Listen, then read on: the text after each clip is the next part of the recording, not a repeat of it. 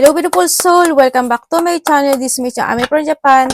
Kabayan Gemini, this reading is for you. Tingnan natin ang iyong May 3 to May 9, 2026. Maraming salamat muna sa aking subscriber, new subscriber, cross-watcher, at sa mga bagong pasok dyan. Welcome na welcome kayo sa bahay ni Ate Aimee, sa mga suporta nyo, sa mga comments, sa mga nag-like, sa mga nag-hypes ng video ko.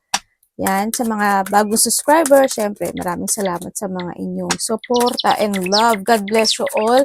At syempre, sa mga nagpa-personal reading, sa mga gusto magka-personal, all the details is in description below. Pakicheck na lang. General reading tayo Gemini. Kunin mo lang sa'yo, itapon mo ang hindi sa'yo.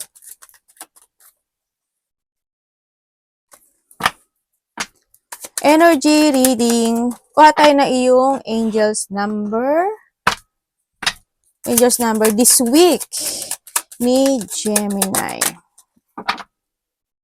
Baka nakakita ka ng mga repeating numbers. Okay. Pakita ko sa inyo yan.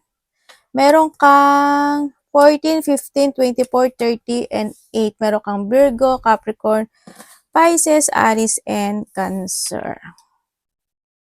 Okay. Gemini. Okay. Okay, dito sa sitwasyon mo is nando yung point of paninindigan. May mga pinaninindigan ka na o you want na may mga desire situation kasi ako na nakikita sa iyo, no? Na-actionan mo na gusto mo ito, nando sa point na yan. May mga bagay na ikinasisiya o ikasisiya mo. Ang nakita ko dito.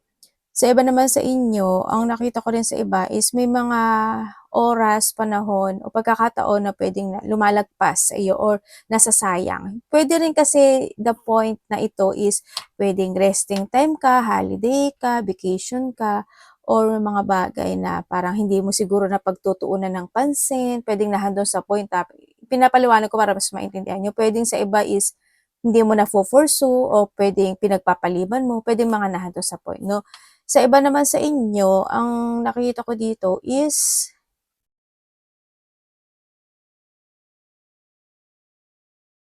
may matanda. May matanda kasi ako nakikita. Hindi ko alam kung sino yung matanda sa buhay mo. Pwedeng kung sa relationship ito is siguro mas matanda ka or mas matanda siya. Talagang may agwat siguro yung iba sa inyo pagdating sa edad. Pwedeng nahando sa point na yun. Or pwede yung matanda na iyon is yung mga parents mo na a person who want to protect you. Parang nado sa point na yun, no?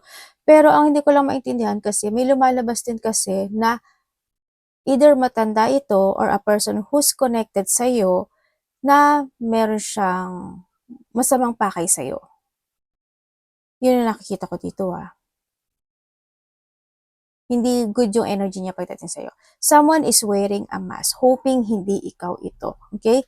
Someone is wearing a mask, mag-ingat ka na lang kasi meron din kasi ako nakikita pagmamatsyag or pwede rin na ikaw yung nagmamatsyag, no?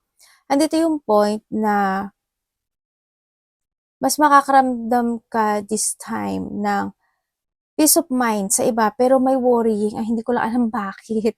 May peace of mind ka or pinipilit mo lang yung sarili mo. Sa iba may peace of mind No? Sa iba naman dito, pinipilit mo yung sarili mo na maging okay. Nandun ka sa point na yon. Kahit na may point na worrying. Yan, no? And ang nakikita ko rin dito, may tao na makasarili. May tao na mangliling lang, nangliling lang, o may pangliling lang. Sana hindi rin ikaw ito. And then, ang nakita ko dito, mag-ingat na lang kayo pagdating sa mga, may nakita kong mali Merong mga mali, pwedeng kung sa pera yan, sa trabaho, sa mga decision, or mga action and movement, mag-ingat ka para hindi ka magkamali. No? Kasi pwedeng iyon ang maging, katapusan mo, sabi ka din. Hindi, kumaga magiging hindi maganda yung outcome niya. Kaya mag-ingat kayo talaga when it comes sa mga ganung bagay, Kasi may nakita ko pwede kang magkamali o may mga kamalian na pwede mong maganap sa buhay mo. Yun ang nakita ko dito. Ang nakita ko rin dito sa iyo is may tao na magbibigay ng pagmamahal or you give your love with someone, vice versa, no? Handin yung point na yon. And ang nakita ko, meron din dito na may tao na parang ipaparamdam niya sa iyo yung pagmamahal niya or yung kung may na kung may meron siyang nagawang gawang hindi maganda sa'yo, siguro ipaparamdam niya sa'yo yung apology niya. Pwedeng nandun sa point na yun. Or ikaw ito sa kanya. Parang may pagbawi. Parang may taong babawi. Parang nandun sa point na yun, sa iba sa inyo. And then also, may kasuspe-suspechang tao. Also, there's a loss situation. Maraming klaseng ibig sabihin ng loss, ha. Loss of trust, loss of hope, loss of someone, loss of pet, loss of something, losing something valuable, or pwede rin na basta there's a loss, mga ganun sitwasyon. Ako nakikita dito. Or pwede rin na ending. Halimbawa, when it comes to ending situation, marami rin klase yun, di ba? Tapos ka na sa kontrata mo, tapos ka na sa trabaho mo, tapos ka na magbayad ng utang, tapos ka sa relasyon na to, tapos ka na for something. Basta there's an ending situation happening to your life. So, iba naman sa inyo is, andun yung point na beginning. May pagdadaan na kang depression, or pwede rin na may taong mas matanda sa'yo na medyo nas-i-stress sa'yo or nagdi-depress sa'yo. Or ikaw sa kanya, vice versa. Sa iba naman sa inyo, may taong may sakit. Sana hindi ko yung may sakit, or pwede rin na baka magkasakit ka, or someone who's connected sa'yo, baka yung matanda na yung medyo low yung energy niya, ganyan, kailangan niya ng caring, kailangan niya ng alaga, pwede na ito sa point niya, or vice versa, ha? Yun. O ingatan mo daw yung finances mo. Tsaka ingat ka sa pwedeng malinglang ka. May pagnanakaw kasi no? Yan, ingat ka lang sa mga ganun. Your angel, Gemini, 1616, maaring related ka sa number na ito, or connected ka sa number na yan. 16160707. Oh, sabi ko sa'yo, new beginning. Oh, yung ganda ng card mo. Oh, limitless potential. Mukhang limitless ka ngayon, Gagawin mo yung lahat ngayon, Okay. Parang wala kang, walang lalakpas sa'yo ngayon. Parang nandun sa point na yon. Okay, magkakaroon ng readjustment, compromise, mga new beginning, at mga swift action no gaganap. Also, the 8 kasi is the abundance and magtatapos. Di ba sabi ko kanina may ending ka? Yan, may pagsisimulang muli ako na nakikita sa iba sa inyo. Magkakaroon sa inyo ng resetting, Yan. Also, there's a wealth, pagbabalik ng strength, great chance, opportunities, and syempre magkakaroon ng self-awareness this time. Ang nakita ko, yan, magkakaroon ng pagsasaayos, magkakaroon ng mga isasaayos, something, or may mga readjustment situation. Also, the one is the beginning. And the 6 plus 7 is a divine time. You have the 7-7-7-7. You have the 4-7, the divine 7-7-7. Diba? Sabihin, divine number yan Yun yung situation na magkakaroon ka ng mga reflection from the past situation na i-readjust mo, or nahando yung point na isasaayos mo talaga siya, or pwedeng nahando sa point sa iba sa inyo na may mga bagay ka na magiging busy ka, or paninindigan mo yung mga bagay na yun. Yan, may mga a-actionan ka para may mga kakaharapin ka na na sitwasyon na paglalabanan mo nandun sa point na yun. And then also is when it comes to 16 kasi is also the 12, also the beginning, and the 3 is the growth. Ibig sabihin, may mga situation of action ka na gagawin to make it growth. No, or nahandun yung point na may mga forward ka na plano this time, may mga ipaprogress, may merong mga preparing situation din actually sa iba, and sinasabi sa yun when it comes to sa number na nabanggit ko is you need to keep moving to reach your goal and you will achieve that goal ang sinasabi dito. Yun nga lang, may mga pagsasaayos o mga isasaayos ka na gagawin, no? Ang sinasabi dito. Okay, let's begin. Overcoming obstacle, soulmate. Pwede nakilala mo na yung soulmate. Romance, affection, support, and comfort. Uy, parang lumabas dito yun Okay, your level of self-control is sufficient to make things right. Habaan mo yung pasensya mo, pag-isipan mo, pag-aralan mo talaga ang pasensya mo. Kaya sinasabi dito, di ba, readjustment. Kailangan magkaroon ka ng ganun, okay? On the horizon is the possibility of beginning a new romantic, platonic friendship, as well as a chance to begin life anew with a person from one past. Ganun. Everything will fall to pieces. Uy, mag-ano yan? Buo-buo. Duktong-duktong. The truth will be set you free. Ay, ano yun? Ano yun? Sabi ko na nga, alam mo, meron ka talaga dapat i-let go eh. May aayusin ka, may isasaayos ka, o may mga bagay ka na kailangan mong i-let go kasi ito yung achievement na gagawin mo. Dun yung magiging achievement mo. Hindi ko alam kung saang aspeto ng buhay mo yan. Ihukayin mo. Energy ni Gemini. May mga bubuo-buuin ka. Baka nagbubuo kayo ng puzzle o kaya may mga bubuuin ka piece by piece by piece by piece. Or pwede rin yung point na buuin mo yung sarili mo. Diba? Halimbawa, may mga nagka-break up o may mga gusot na naganap o nangyari o magaganap o gusot na mangyayari, struggle. Bubuuin mo yon, no? Isasaayos mo siyang muli o isasaayos mo yung sarili mo. Mga ganyan. O may kinakailangan. Your energy.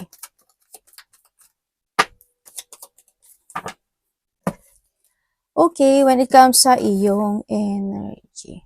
Sa iyong energy, may mga bagay ka na naiisip o isa sa isip na maaring magkakaroon ka ng doubt in life. Or pwede rin na doon sa point, sa iba sa inyo, when it comes sa energy, may hinihintay ka. May mga bagay ka na naiisip na gusto mong desisyonan, aksyonan, sabihin, i-move, o puntahan. No? Pwedeng nahadon sa point na yon. Meron din sa iba sa inyo, when it comes to your energy, nagkakaroon ng pagdadalawang isip.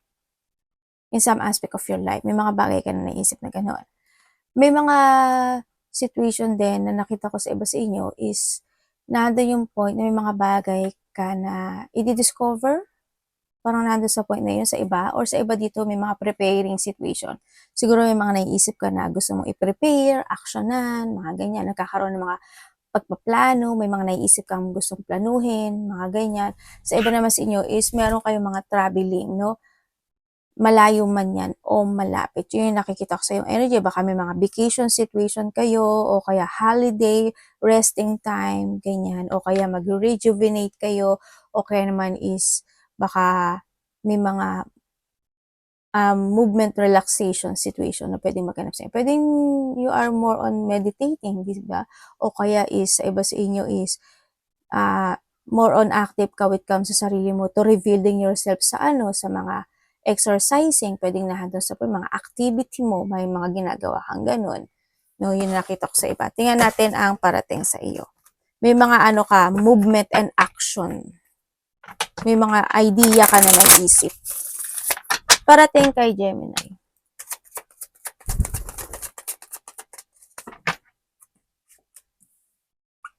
Anak, alis dyan muna.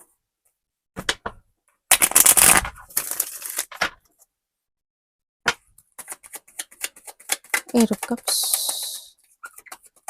Parating po kay Gemini.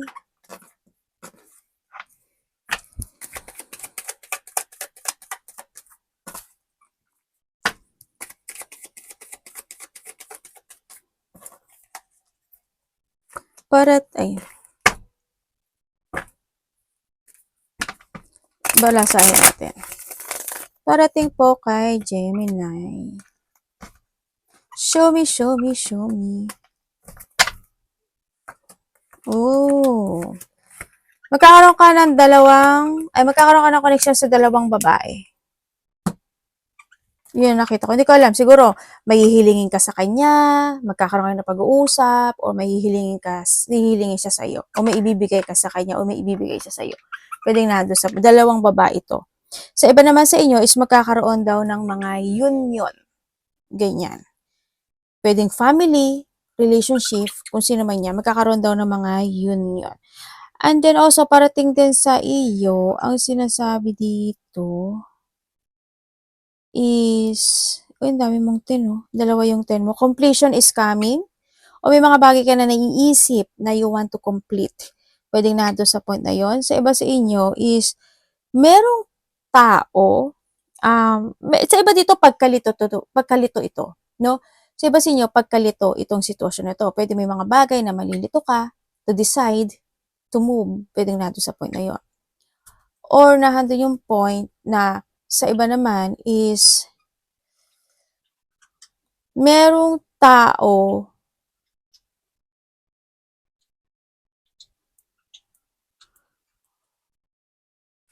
may kapamilya ka na kasi someone's need to heal.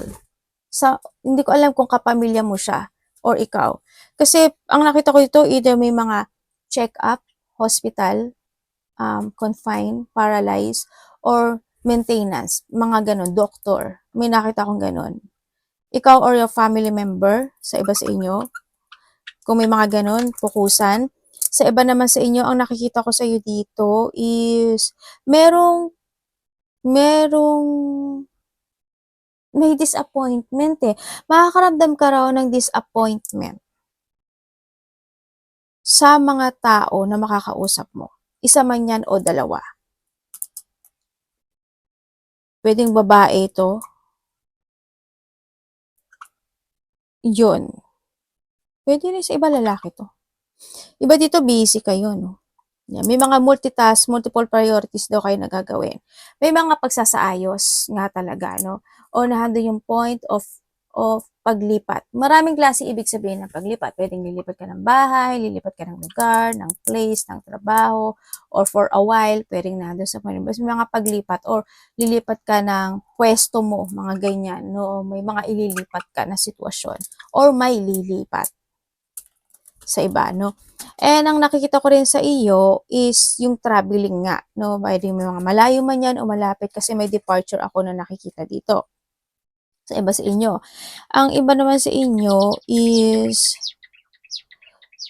may mga maraming magbabago sa iyo eh. As in maraming pagbabagong magaganap sa iyo. Or maaari din na sa sarili mo mismo marami kang naiisip na gusto mong mabago in life. Yun ang nakikita ko sa iyo dito.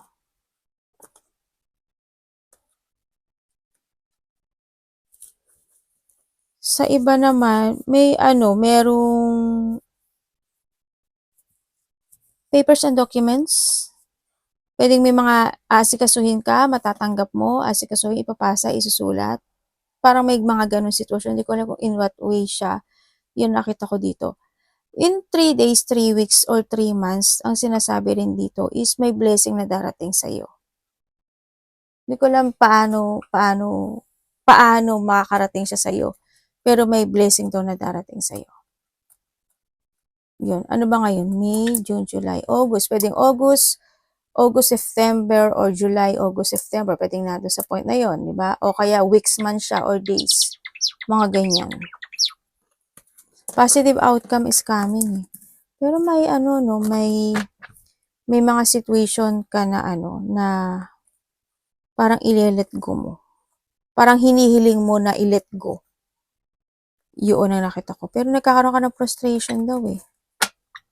Huwag ka nalang mag-focus sa frustration. O sa mga tao ikaka-frustrate mo. Tingnan natin. May mga pag-iwas, Hindi ko alam kung ikaw yung iiwas, o may taong iiwas, o maiiwasan ka. Yan, may mga pag-iwas na situation.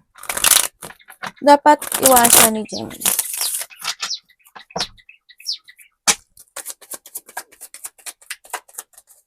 This week po. Ay, naku po. Nagmamadali pa, muntik na mahangudngod ng bata, Teka. Ano po ito, universe? Thank you. Dapat mong iwasan. Okay, dapat mong iwasan. Ang sinasabi sa'yo is iwasan mo. Siyempre, yung mga sitwasyon na ika-stress mo, ika-frustrate mo, ganyan. Kumbaga, bago pa siya mangyari, di ba? Huwag mo nang gawin. Halimbawa, nagdesisyon ka na hindi mo talaga siya pinag-aralan, pinag-isipan, inalam, siniyasan, pero pinursu mo. Tapos, naging negative outcome. O, hindi mapuprostrate ka, ibig sabihin kasi, naging pabigla-bigla ka. Mga ganun sitwasyon. And then, iwasan mo, syempre, yung mga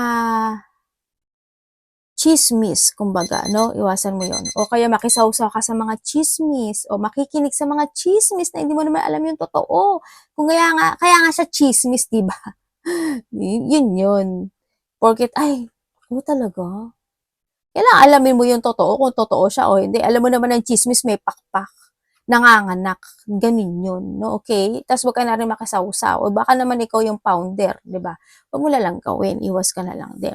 Iwasan mo rin, syempre, yung buhatin yung hindi naman sa yung responsibilidad. Kumbaga wag mo angkinin yung responsibilidad ng ibang tao. Or kung kinakailangan 50-50, mas good, 'di ba? Or wag kang maging pabigat sa taong malalapit sa iyo. Vice versa. Okay? Nandun sa point na yon. And then also, iwasan mo, syempre, yung mga tao na hindi pwedeng maasahan, hindi pwedeng pagkatiwalaan. Or, ikaw ito. Or, huwag mong iisipin na hindi ka maaasahan at hindi ka mapagkakatiwalaan. Kailangan always think positive ka. Iwasan mo syempre yung magkaroon ka ng doubt, self-doubt, tsaka yung lack of clarity ka at mag-focus ka into a sadness, no? Iwasan mo rin na mag-isolate, di ba? Alam ko naman hindi ka naman na isolated person. Yan. Syempre, andun din yung point na enjoy life, no? Kasi minsan lang din naman ang buhay. Ganyan. Kung kailangan mong lumabas, mag-relax, magtampisaw sa araw, tampisaw sa tubig, di ba yun? Lumabas at magpa-araw, it's good. Magpunta ka sa mga dagat talaga. O yung mga pool, enjoy life. Nandun lang sa point na yun, no? Ang sinasabi dito, yun. Iwasan mo yung mga taong hindi kayo magsi-same page, ganyan. Yung mga taong hindi supportive sa'yo, okay lang yun, di ba?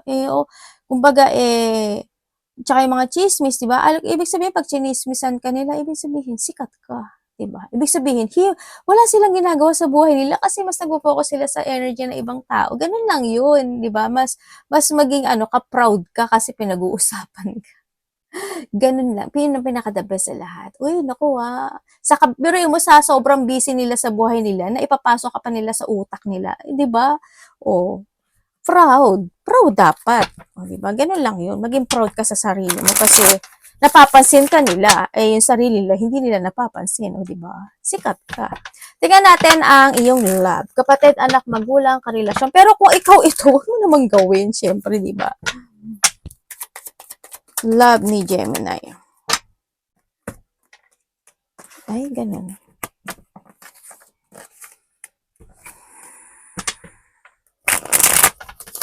Universe, explain mo nga sa akin to.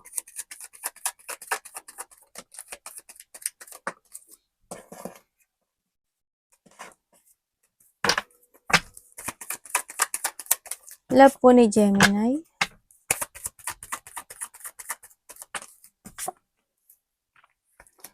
Okay. Kung ikaw is single,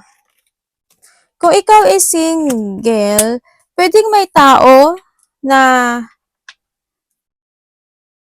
kilala mo na to.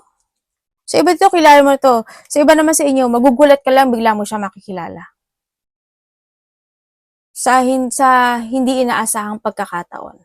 Sabay ganun no? Yun ang nakikita ko dito. Makikilala mo siyang bigla. Sa iba naman sa inyo, kung kayo is nagkahiwalay, yes, nagkaroon na ng withdrawal, nagkaroon ng paghihiwalay, hando yung betrayal, or naging third party ka, or siya yung third party. Nagkaroon ng pagsisinungaling, maging manipulative, or pagtataksil talaga, no, sa iba dito.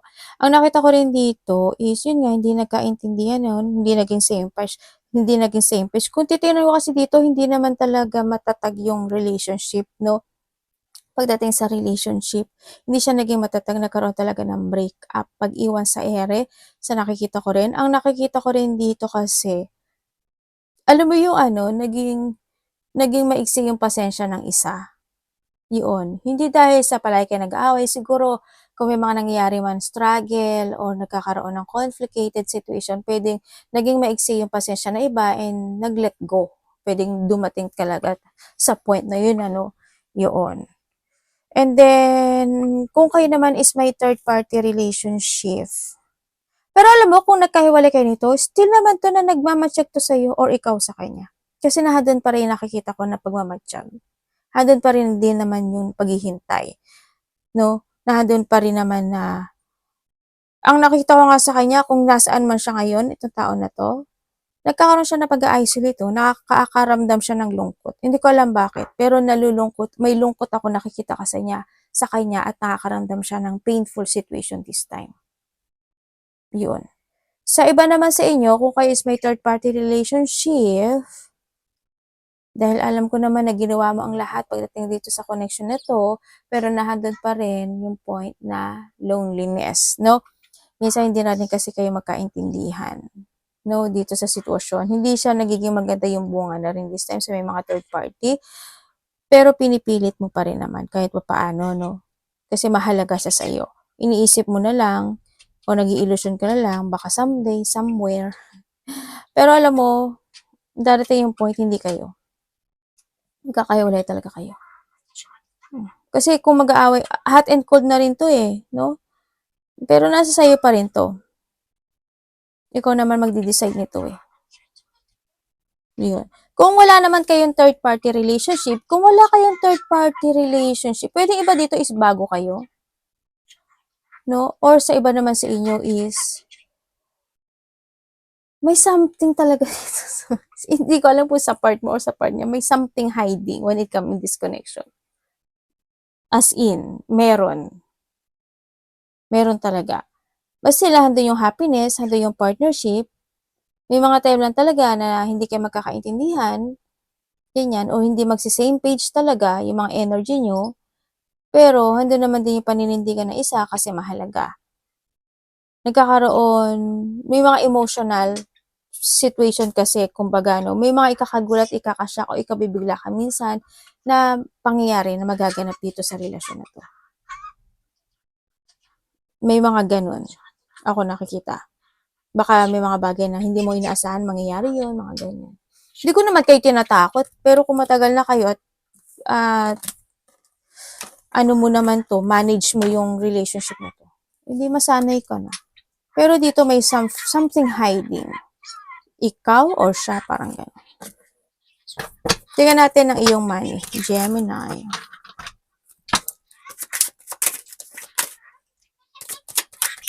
Money po ni Gemini. Mabaliktad yung card mo. Uy, warning ah. Nag-warning si Warning daw. Sabi niya, warning sa pera. Money po ni Gemini.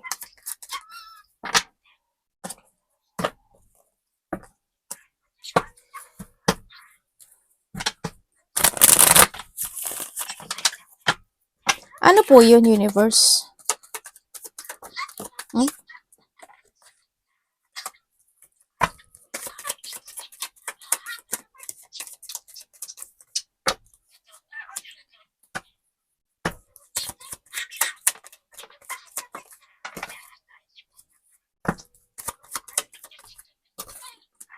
Hmm?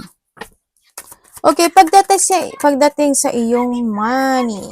Pagdating sa money mo, ang nakikita ko sa iyo dito is, ang sabi naman dito kung ano naman daw kung gaano ka nag-work or paano mo binigay yung effort and hard work mo pagdating sa trabaho mo, yun daw yung ma-harvest mo. Yun naman din ang sabi dito. Yung iba sa inyo, kung ano yung meron kayo ngayon, pinagkakasya nyo. Kumbaga, ano ba yun? Ginagawan mo talaga siya ng paraan or nagkakaroon ka na pagbabalance pagdating sa iyong kaperahan. No? Nandito sa point na yon. Sa iba naman sa inyo is,